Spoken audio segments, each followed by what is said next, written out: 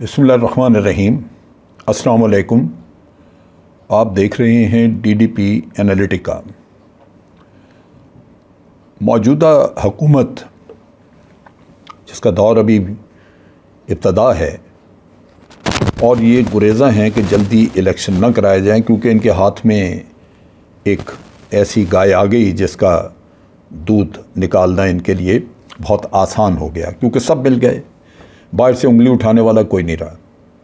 लिहाजा ये 1.5 साल इनके लिए जो अब मिल गया वो तो निरी अय्याशी का है। अगले इलेक्शन जल्दी हो जाएं तो मुल्क के लिए बेहतर होगा। अगर जल्दी इलेक्शन नहीं होते तो ये 1.5 साल आपका इसी तरह गुजरेगा, आप हाथ मलते रहेंगे, लेकिन बेबसी का आलम होगा। यहाँ पे आप देखिए कि सबसे पहला झटका लगा वापडा के chairman lieutenant general Muzammil Hussain, उन्होंने इस्तीफ़ा दे दिया। अपने टेन्योर में उन्होंने तमाम मेगा डैम्स वगैरह न सिर्फ शुरू कराई बल्कि उनके लिए वसाइल मुहैया किए, और बहुत बड़े बड़े वसाइल, बहुत ज़्यादा रकमें जो पहले नहीं थीं वो वापडा ने अपने वसाइल से पैदा करके तो वो दी।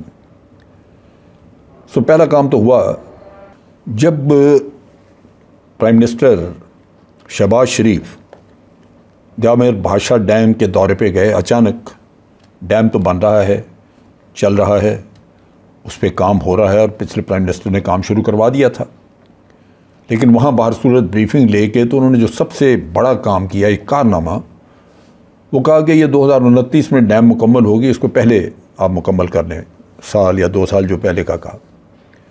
मैं चाहता हूँ कि आप इसको पहले करें। जैसे ये लाहौर में फ्लाईओवर बन रहा है, ये प्रोजेक्ट्स इतने बड़े बड़े जिसमें कि अरब रुपया खर्च हो रहा है, उसको बड़ा सोच समझ के प्लान किया जाता है। आप यूँ नहीं कर सकते कि आप उठ के यूँ बस बग़ैर समझे, ना आपको इंजीनियरिंग का पता, ना आपको काम का पता, ना आपको हालात का पता, ना आपको फ़ंड्स के अवेलेबिलिटी का पता, आप नारा लगा दें कि इसको यूँ ख़त्म कर दें। लाज़मन इससे एक इख्तलाफ पैदा होगा। चेयरमैन वापडा ने अपना इस्तीफ़ा लिख के भेजा। उन्होंने अपनी ज़ाती वजूहात का लिखा कि मैं अपने ज़ाती वजूहात की बुनियाद पे दे रहा हूँ इस्तीफ़ा। और नेचुरली जब आप इस्तीफ़ा देते हैं तो उसमें यही होता है, तफसीलात तो नहीं, लेकिन हमने बाहर सूरत इन चीज़ों को जानने की कोशिश की तो एक तो ये इख्तलाफ सामने आया, लेकिन उससे बढ़ के और भी ऐसी चीज़ें।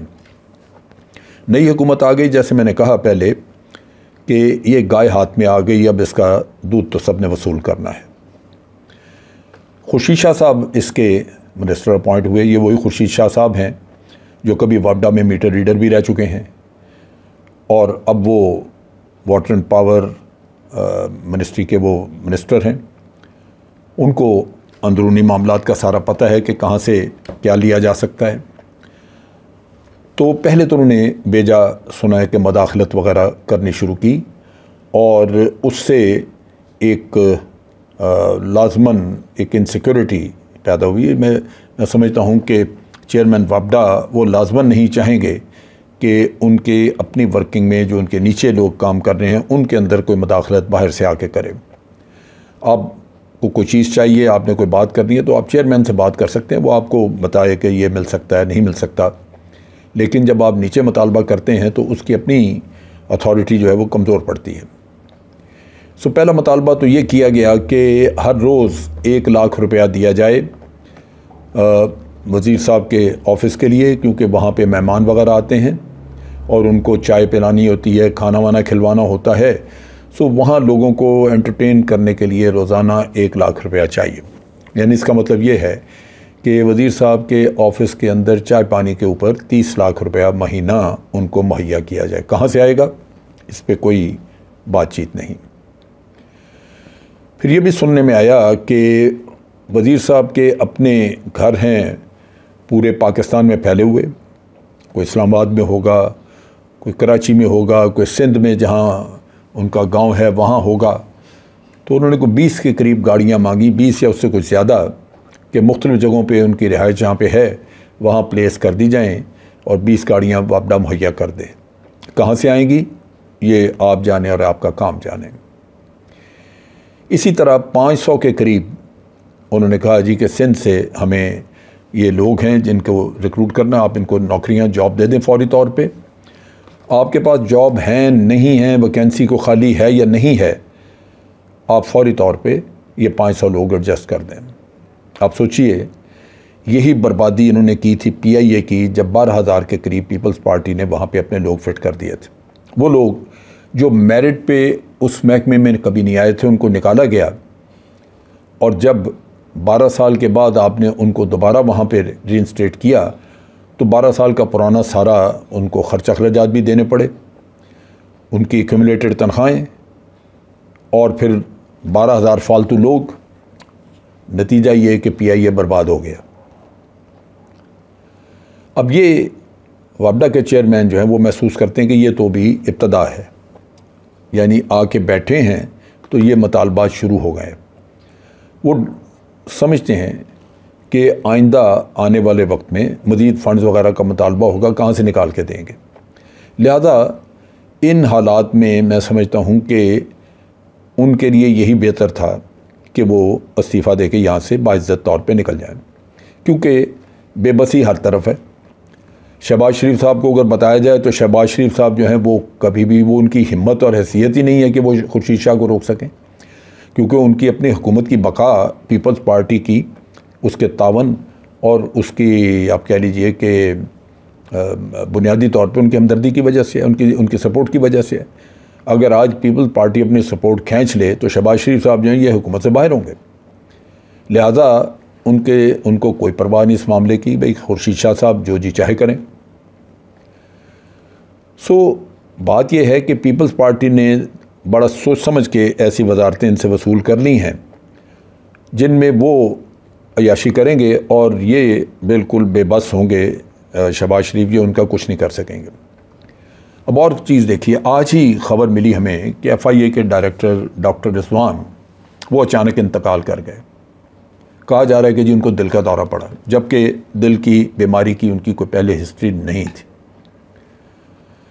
ये इस तरह के एक आप कह लीजिए कि बड़े अजीब से माहौल में किसी की अचानक डेथ हो जाना, जबकि वो शख्स जो कि प्राइम मिनिस्टर और उसके बेटे के ही करप्शन के केसेस की इंक्वायरी कर रहा था, उसकी मौत को मशकूक बना देती है।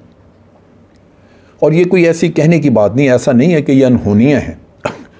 मैं आपको याद दिलाता जाऊं कि अयान अली का केस हुआ था, जिसमें आपको पता है कि हमारे टॉप के पॉलिटिशियन मुलव्वस थे, और जिस FIA के डायरेक्टर ने उस वक़्त अयान अली के केस की सारी तहकीकात की थी, उसको गोली मार दी गई थी, क्योंकि उसने 1-2 दिन के अंदर अंदर सारे उसी ने इंटेरोगेशन की, उसने फ़ौरन शवाहिद इकट्ठे कर दिए। सवाल ही पैदा नहीं होता कि वो बच सकता कोई उस पर मुजरिम, लेकिन उसको गोली मारी गई और उसको ख़त्म कर दी गई। उसकी फैमिली रुलती रही, वो ढूंढते रहे कि कोई उनकी मदद करे, लेकिन किसी ने नहीं। आप सोचिए, कुत्ता भी मारा जाए तो मालकान उसके मारने वाले को ढूंढ निकालते हैं। ये एक इंसान मारा गया, और आज दिन तक 10-12 साल के बाद भी कातिल नहीं पकड़ा गया, क्योंकि कातिल तो खुद इक़्तिदार में बैठे हुए हैं। ये भी बड़ा मुश्किल है कि डॉक्टर रिजवान का केस जो है वो वाज़े हो, जबकि डॉक्टर रिजवान एक फ़र्शनास ऑफिसर था। उसने अपनी जान को ख़तरे में डाल के इंक्वायरी करके दी हुकूमत को, और इनके सारे शवाहिद और हर चीज़ ला के सामने रखी। ये सिर्फ फ़र्द जुर्म आयद होने से बचा करते रहे, वरना इनको सज़ा हो जाती। आप देख लीजिए कि इस शख्स को रास्ते से हटाने के बाद अगर वाकई ये साबित हो जाए, साबित तो बड़ा मुश्किल है, लेकिन एक हमारे पास मिसालें मौजूद हैं जिससे हम ये सोचते हैं कि ये वाकई इसको रास्ते से हटाया गया होगा। लेकिन इसकी जो दहशत, इसका खौफ जो दूसरे लोगों पे होगा, आप सोच सकते हैं कि कभी कोई और इंक्वायरी करेगा किसी इन्फ्लुएंशियल आदमी की, वो कहेगा मुझे अपनी ज़िंदगी प्यारी है। यहाँ पे ये इशू हमें देखना होगा कि इसका क्या किया जाए। फिर आप देखिए कि इस हुकूमत के अंदर वजारत लेना, या आप मनी लॉन्ड्रिंग का काम करते हों, या आप कोई जराइम कत्ल शत्ल किए हों आपने या मनशियात का काम किया हो, फिर आप देखिए कि आपको कितनी जल्दी वजारत मिलती है। वतन के साथ वफादारी, ये बिल्कुल इसकी कतन को ज़रूरत नहीं है अगर आपने इस हुकूमत के अंदर कोई वजारत लेनी है। अब आप देखिए कि सिंध में गवर्नर मुकर्रर करना है। मोहतरमा नसरीन जलील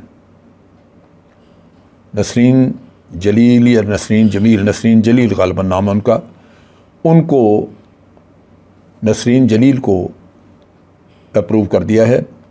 MQM ने पीपल्स पार्टी के साथ मिलके ये नाम मुकर्रर किया, क्योंकि तय हुआ था उनके दरमियान कि गवर्नर MQM का होगा। और फिर नसरीन जलील जो है उसका नाम प्राइम मिनिस्टर ने अप्रूव करना था, वो हो गया, प्रेसिडेंट के पास जाएगा, प्रेसिडेंट अप्रूव कर देंगे। लेकिन इतराज़ क्या है?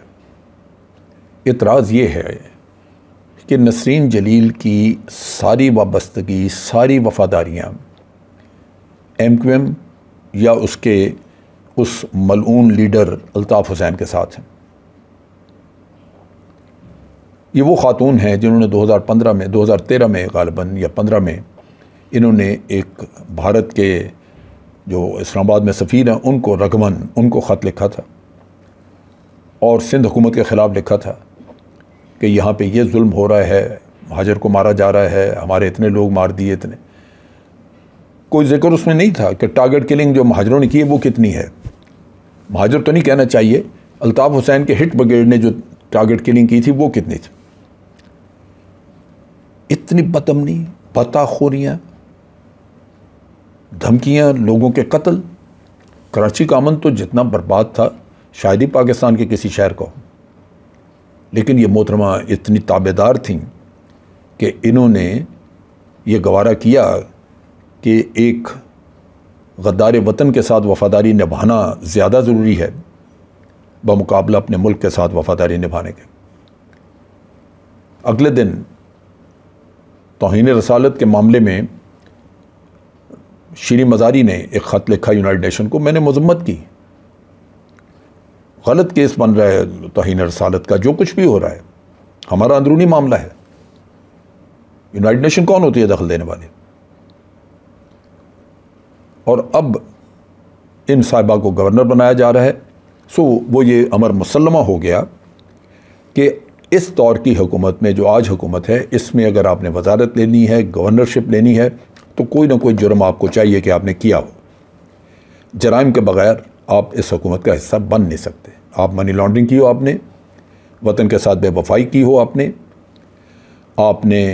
कोई ज़मीनों पे कब्ज़े किए हों, कोई कत्ल वगैरह किए हों, आप क्वालिफाई कर जाएंगे इस हुकूमत का हिस्सा बनने में। आज के लिए इतना ही। अफ़वाज पाकिस्तान जिंदाबाद, पाकिस्तान पाइंदाबाद।